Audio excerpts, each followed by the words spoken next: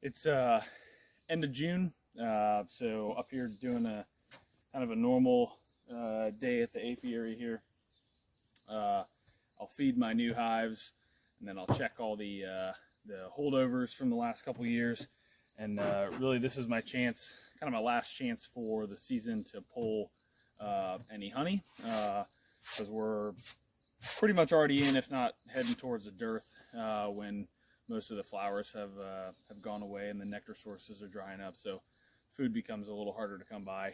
Bees become a little more angry, so on and so forth. So a couple things I want to check for today.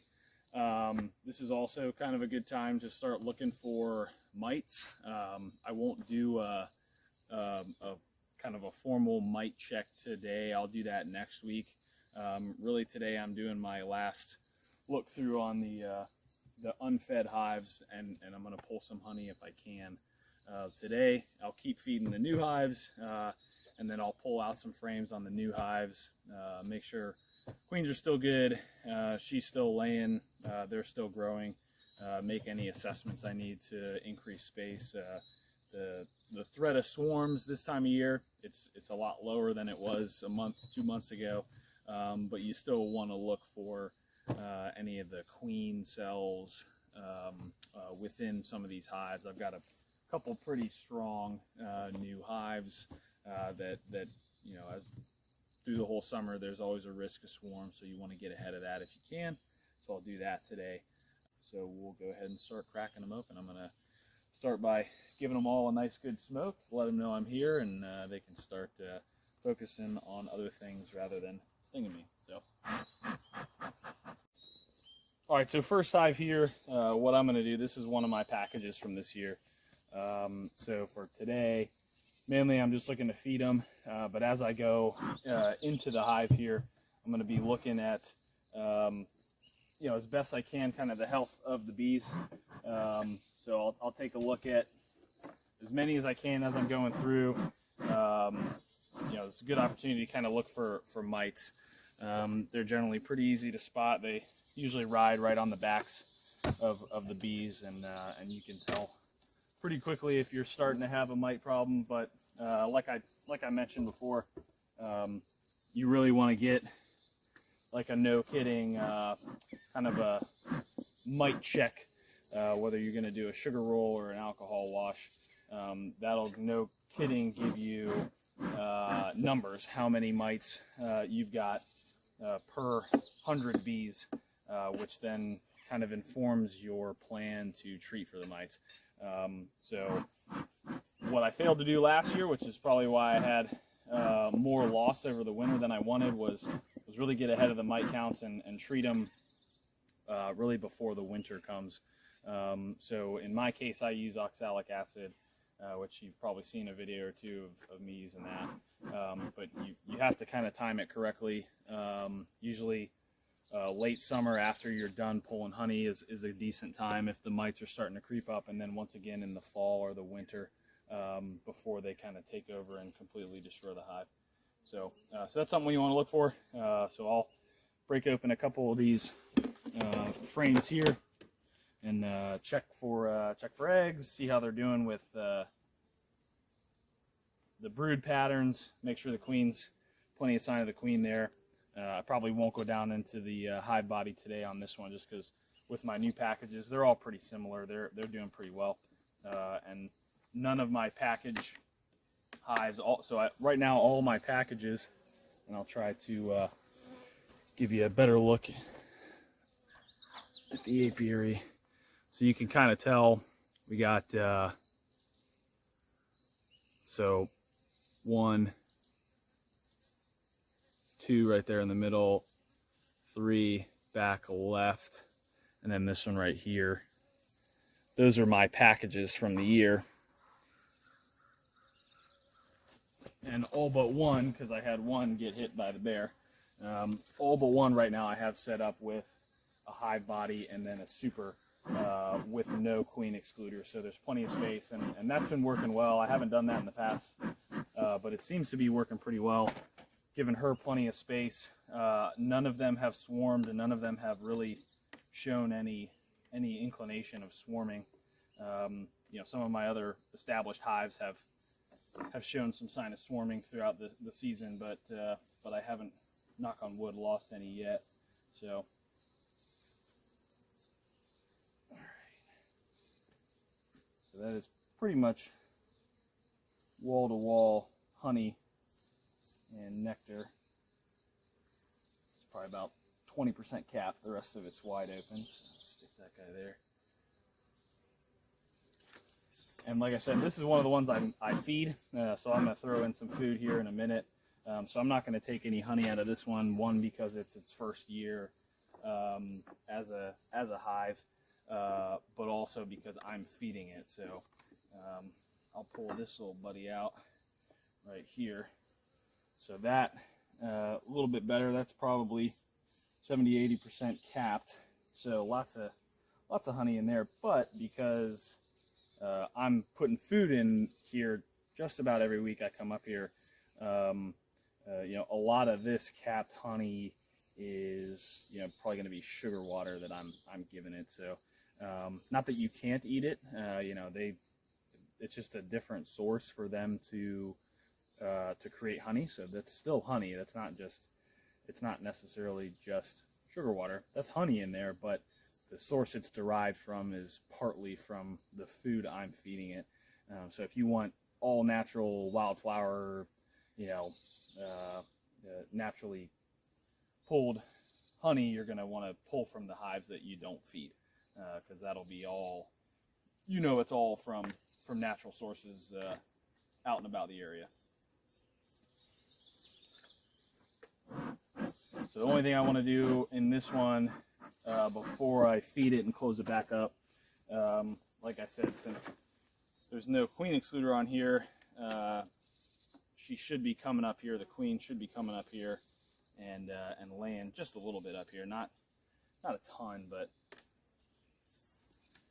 unless they're just,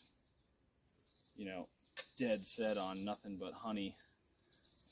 Yeah, there we go. So I'll see. Try to get you a little bit close. You can see some brood in there. So she's laying. You can also probably tell that it's kind of sticking out a little bit. There's a lot of drone brood there, which is not a great thing.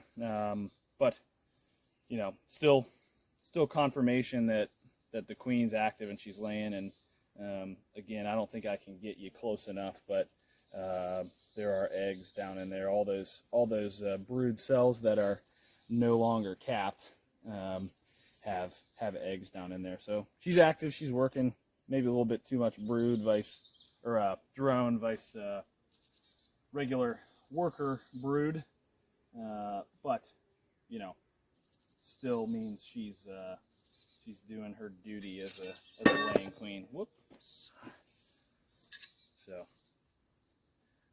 not ideal, but I'm pretty good assumption that if I were to get down here in the hive body, there's going to be a lot of brood down in there based off of her coming up top and laying a decent amount as well.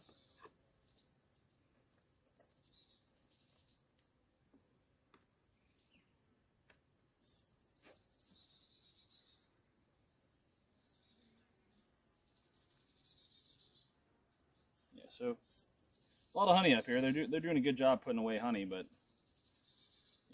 not going to take any of that, and this will all just be resources for them for the rest of the year through the dearth, and then into the fall and winter. So did not see any signs of mites. Did kind of a cursory look over the bees as I pulled each frame and really didn't see a single bee with a mite on it, which is good. Doesn't mean a whole lot. Like I said, I really got to do like a formal mite check to make that assessment, but at least they're not overflowing with mites all over everybody's back. So it's not a reliable way to assess the mite levels on your hives, but you can at least be somewhat confident if you're not seeing bees covered in mites that things are not apocalyptic yet. So I'm doing a little little bit of honey extract today. So you can take a look at this one. This is one of my leftover hives from last year. So one of the things I run into in this apiary, I'm sure other people do, is very rarely do we get like the full cap from top to bottom. So you'll see different recommendations. You don't want to take it if it's any less than 80%, 90%, whatever. But like I said, I very rarely get full cap to cap. It's potentially because it's so humid around here. There's a lot of moisture just in the area, so they tend to cap the top and then leave the bottom capped or uncapped. So this is pretty good. This is probably 80-90%. The back one is a little bit more, so I'm going to go ahead and take this one. But one important thing when you do pull stuff like this, there's kind of two things you can/should do. This down here, if you're worried that's nectar, because you don't want it to be nectar, that could cause the honey to ferment later on.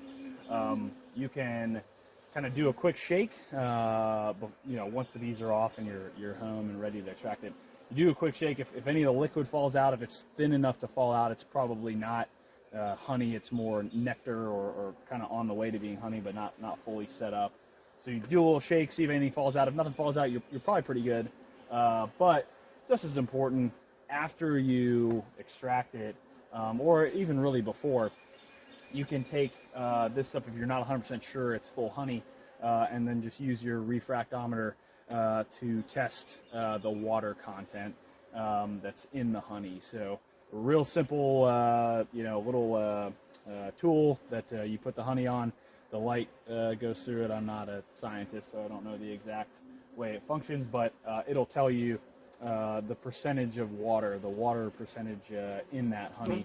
And you want below like 18.5, no more than 18.5, somewhere between, less than 18, above 11 or 13-ish, I think, is where you want to go. So you can test it after you extract it, but, do the little shake test before you take it home. That at least gives you one sandy check on whether it's good to take or not. But if you've got a little bit of uncapped, you can start to see, some of these cells, they're like halfway capping. So, you probably make a decent guess that this is ready to get pulled.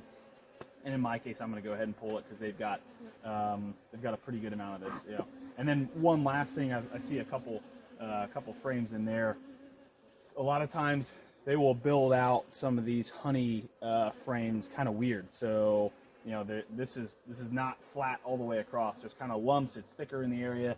As they build different frames out at different speeds, sometimes they crowd a frame that has no comb on it. They'll bump into it. So if you have one that's pretty good capped, by pulling it and then coming back with a frame like this that's already drawn out. This is the one I extracted previously, but it's got comb built in there. Or if you decide to do a fresh new comb or a frame, I'm going to put both of these in here. Gives them a chance to kind of start over and then potentially build evenly. So you're two birds with one stone. You get to pull honey, you get to keep that. That's great. And then you pull kind of the wonky built ones out, so they can start over and then have a theoretically even build on comb and honey in the future. So yeah, there we go. Good day. This is like I said earlier, late June. This is probably my last chance to pull any honey before the dearth comes, and then later on in the summer before I start treating for mites. So I'm going to go ahead and pull this honey, and maybe another time we'll do a little extract video, and I'll show you what those bottles look like. So there it is, honey time.